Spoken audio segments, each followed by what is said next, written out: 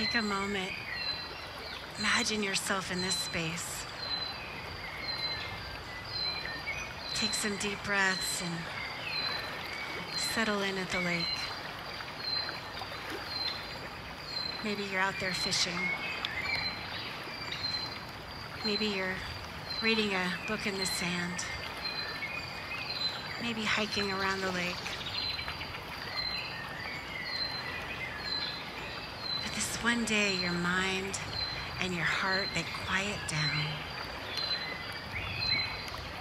The noise inside just pauses.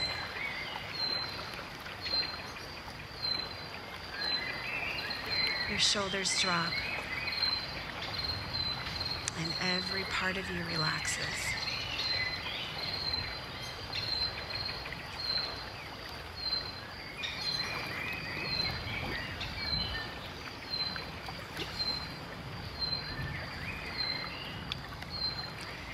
And then something happens.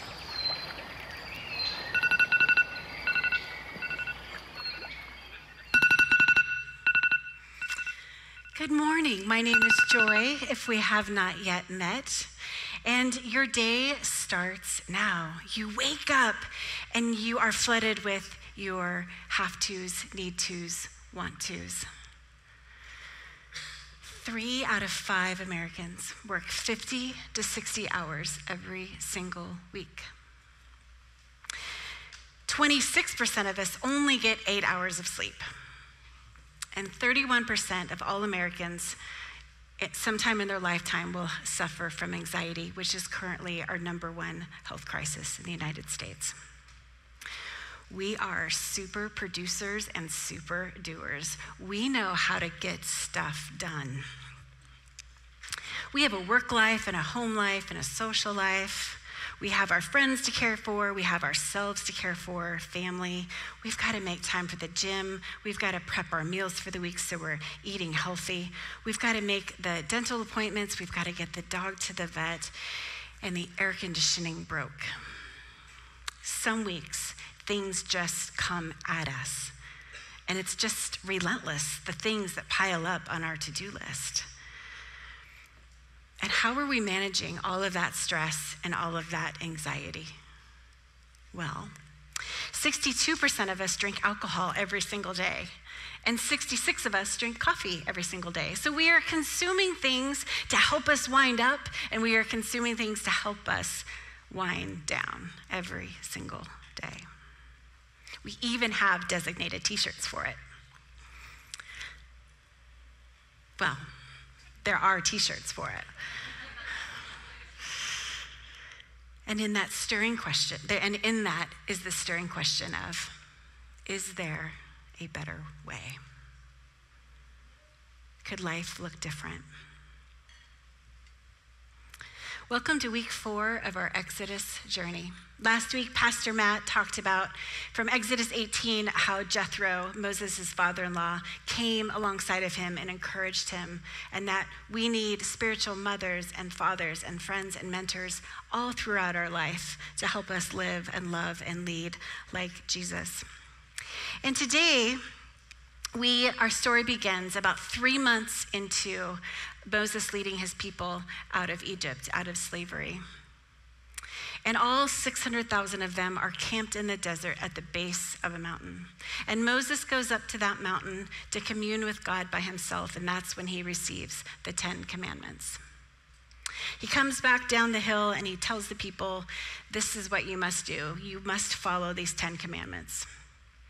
So God is saying, I will be your God, you will be my people, I will bless you, you are my holy nation. The only thing I ask for you is for you to keep these 10 commandments. Keeping these will keep you out of slavery, so to speak. You are my people, I will be your God. It's your one thing that you have to do. And so off they went on their journey, and months into it, as you might imagine, not all the Israelites were able to keep all of those 10 commandments. And God addresses that in Exodus 31. If you have Bibles or your Bible apps, please turn to Exodus 31. We're going to start in verse 12. And then the Lord said to Moses, Say to the Israelites, you must observe my Sabbaths. This will be a sign between me and you for the generations to come. So you may know that I am the Lord who makes you holy. Observe the Sabbath because it is holy to you. Anyone who desecrates it is to be put to death. Those who do any work on that day must be cut off from their people. For 6 days work is to be done, and on the seventh day is a day of Sabbath rest, holy to the Lord. Whoever does any work on the Sabbath is to be put to death. The Israelites are to observe the Sabbath, celebrating it for generations to come as a lasting covenant. It will be a sign between me and the Israelites forever. For in 6 days the Lord made the heavens and the earth, and on the seventh day he rested and was refreshed.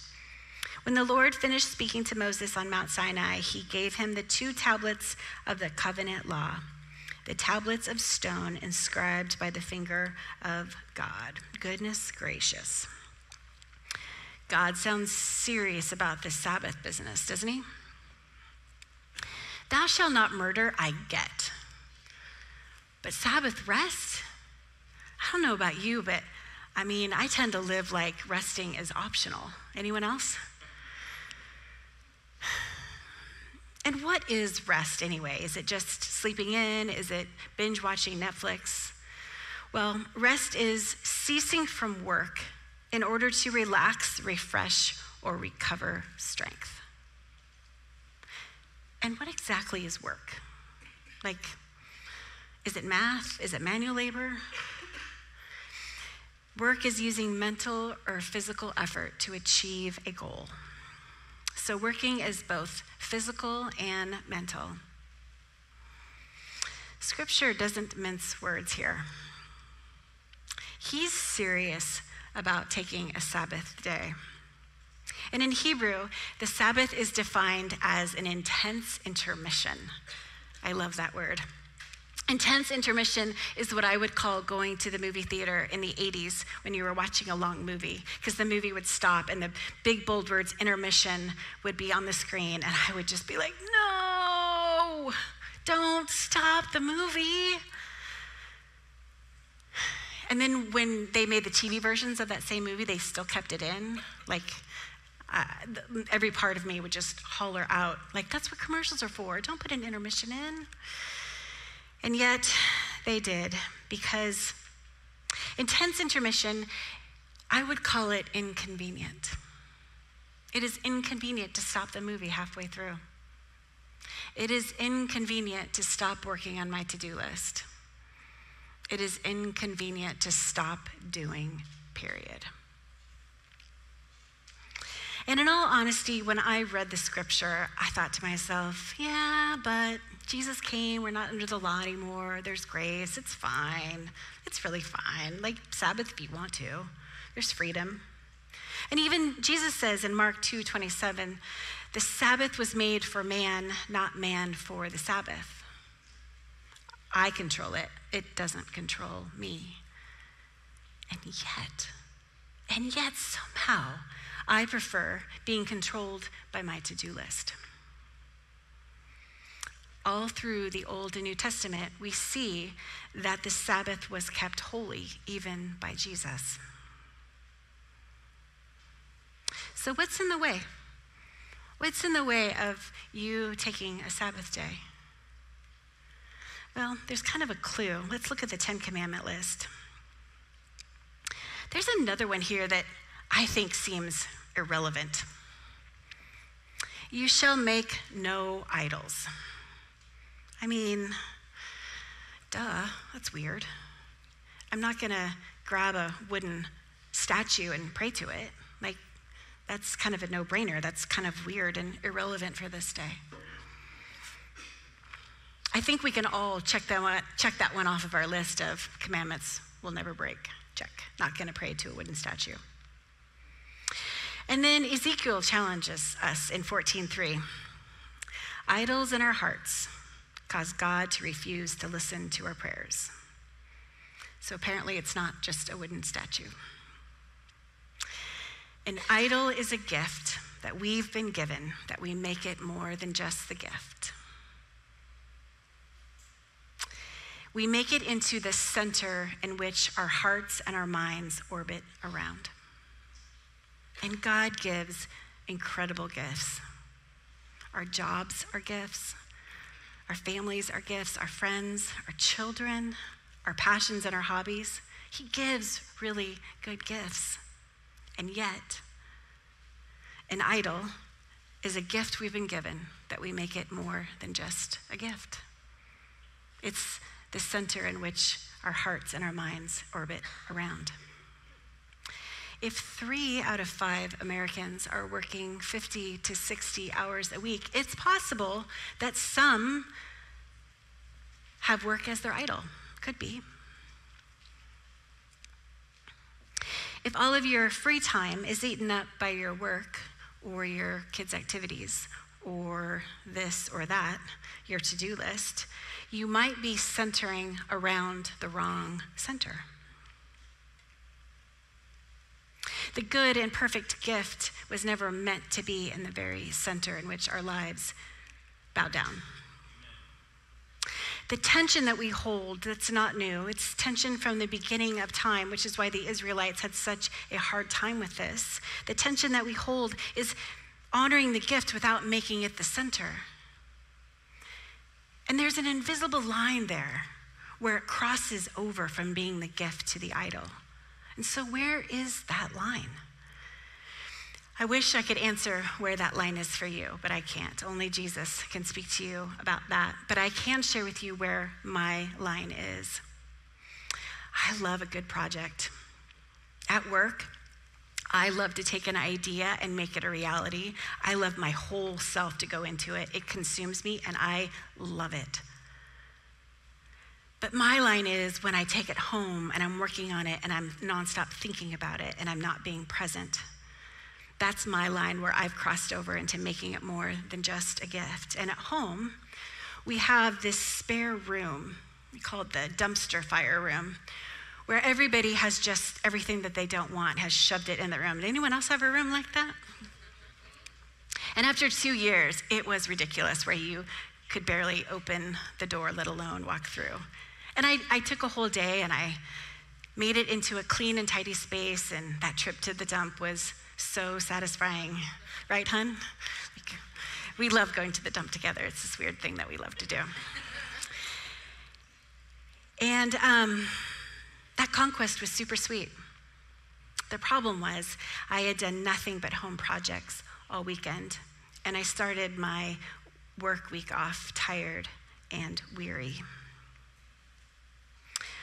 Work projects, home, watching the kids play sports, work, those are all amazing, fantastic things. They are all good things. Knocking out the to-do list, I'm all for it. But they're even better when they don't cost you everything that you have left. Let's go back to the text and read verse 17 again. The Lord made the heavens and the earth, and on the 7th day he rested and was refreshed. The word for refreshed means to be breathed upon. Cease from working so that God can breathe upon you. If someone is breathing on you, they are close. It's a choice. It's you stepping in and staying there, remaining. It's intimate, and there are very few people I want actually breathing on me. When was the last time you felt like God breathed on you? We're going to look at one more Bible story this morning. Would you turn to Luke chapter 10, and we are going to start in verse 38. As Jesus and his disciples were on their way, he came to a village where a woman named Martha opened her home to him. She had a sister called Mary who sat at the Lord's feet listening to what he said. But Martha was distracted by all the preparations that had to be made. She came to him and asked, "Lord, don't you care that my sister has left me to do the work all by myself? Tell her to help me." "Martha, Martha," the Lord answered, "you are worried and upset about many things. But few things are needed, indeed only one. Mary has chosen what is better, and it will not be taken away from her. Jesus was teaching.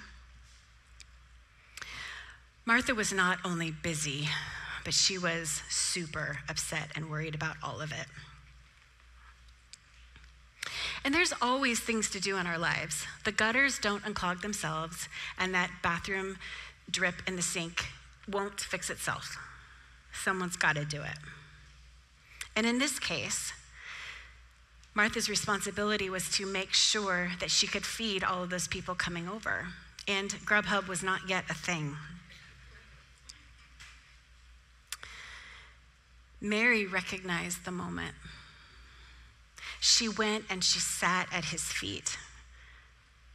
She sat so close to him that his breath could be upon her. She sat in the place where the disciples sat. Disciples sat at the feet of their rabbi. It's a declaration of, you are who I'm learning from. Mary disregarded, ignored her actual responsibilities to go and sit where his breath could be close. When was the last time you ignored something that absolutely had to be done in order to go sit at his feet?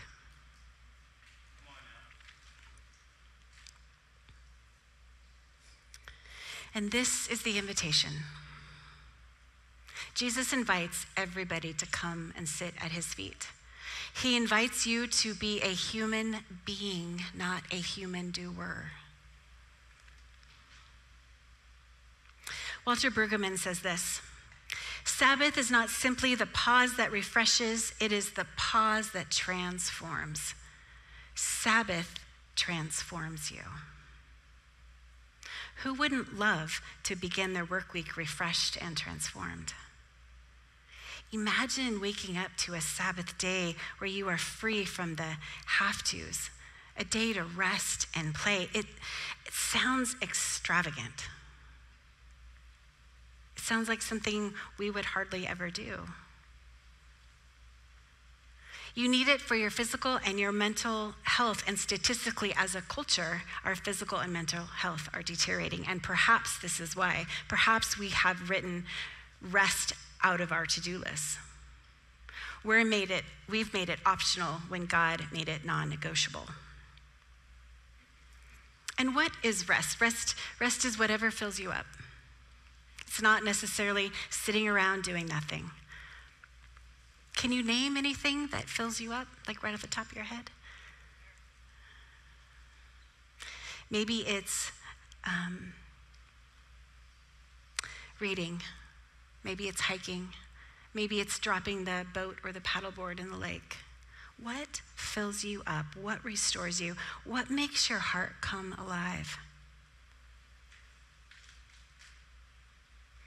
It's also a day for beginning and ending with Scripture. It's a day to sit at the feet of the Creator and thank Him for the gifts that He's given. It's a day to come in close. It's a day to say thank you. He knows we have limits, and He's already gone before us, shown us the best way to live. It's a day for God to breathe upon you, to center your mind and your heart around Jesus. And let me be really, really honest. It is tough to keep. It is really hard. I think this is my hardest discipline. I have a picture here of the best good boy around. We are having slide issues this morning. Imagine a picture of the best good boy around. Yeah. I picked him up from the vet on Thursday. He's been there a lot lately, and honestly, he's got 3 fatal things coming at him. It's just a matter of time, but we're loving on him and keeping him as long as we can and loving on him. And he's old. And as I brought him home Thursday night, a tragedy struck on Friday, and our little dog, who's much, much younger, passed away. And so Friday is my last sermon prep day. And as you might imagine, I was not up for prepping for anything on Friday. And then I had a choice. Am I going to keep my Sabbath day or not? It's inconvenient to Sabbath. And there is always reasons not to. But it's necessary. God calls it a commandment and calls it holy. So who am I to say that it's optional?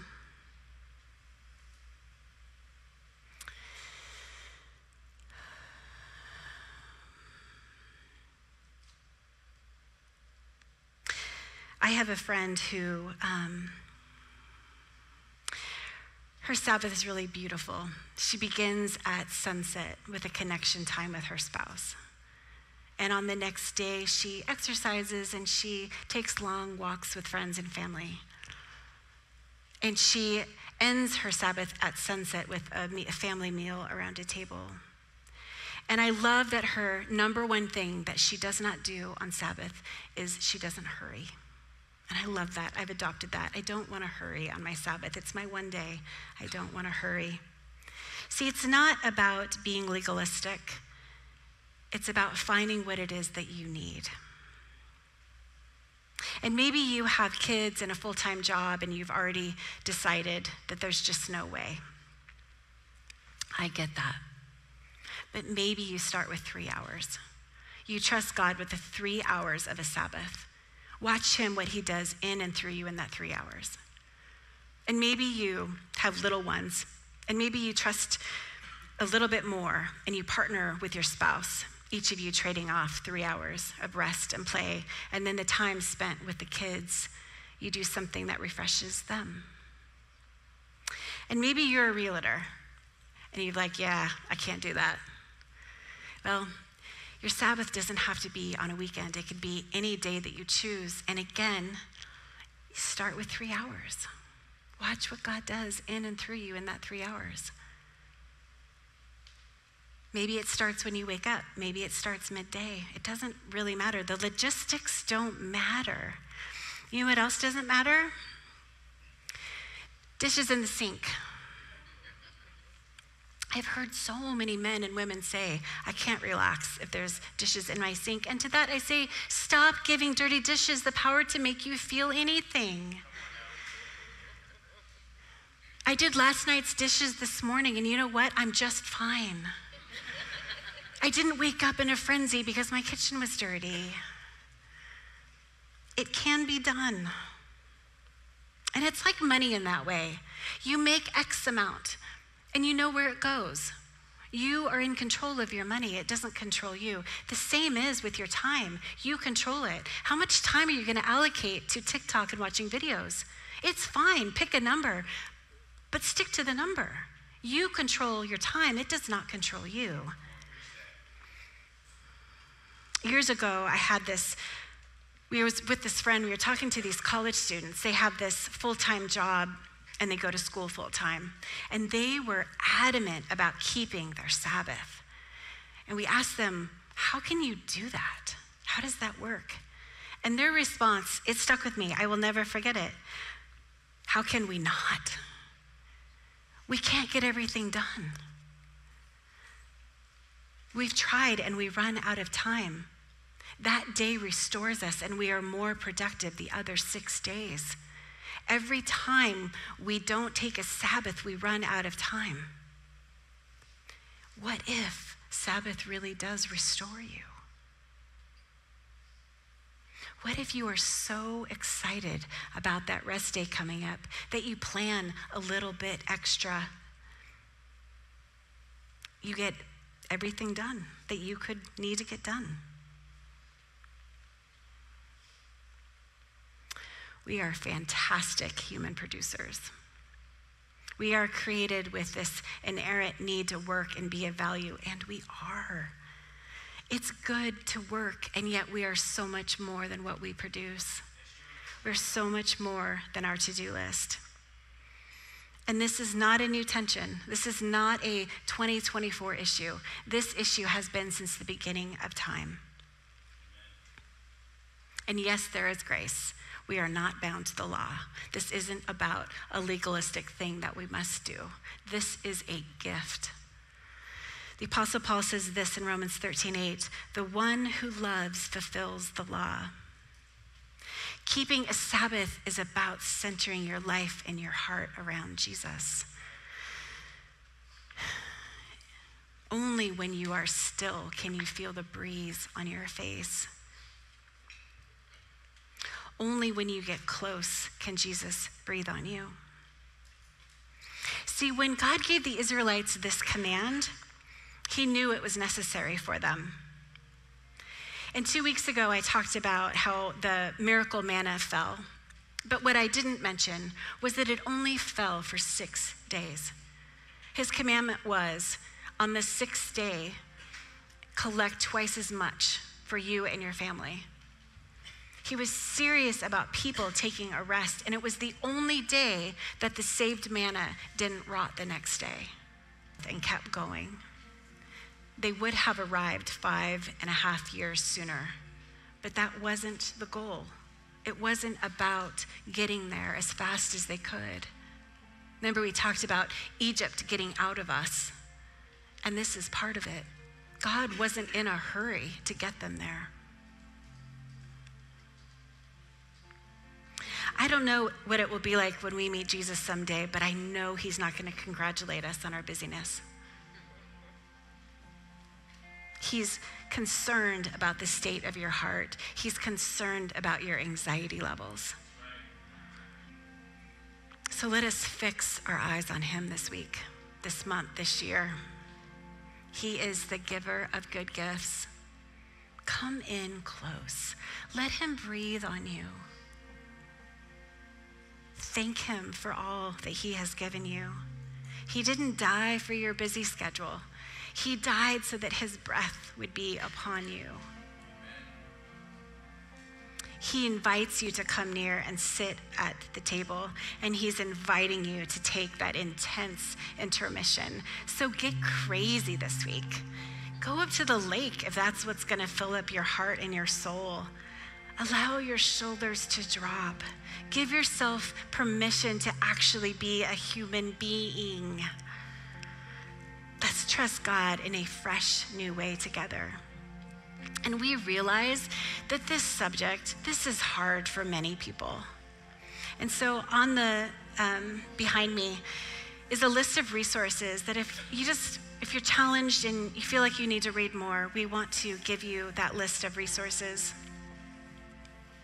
There is a list of resources. Wow. Okay, there it is. Woo! But we also want to start you off with some today. Underneath 4 chairs is this red ribbon. And so everyone look, if you have a red ribbon underneath your chair, or the chair next to you that's empty, feel free to grab that ribbon. We have one of these, we have a bunch of these books at the 411 counter. So I want you to bring your ribbon to the 411 counter after service, and you get to choose one of these books. Yeah, so you're gonna have to look through the empty seats and grab it, because we really want everyone, oh yay, some people's got them. Right on. Let's spur each other on for Sabbath rest. The Father loves you. He wants to breathe on you. Come in close. We love you.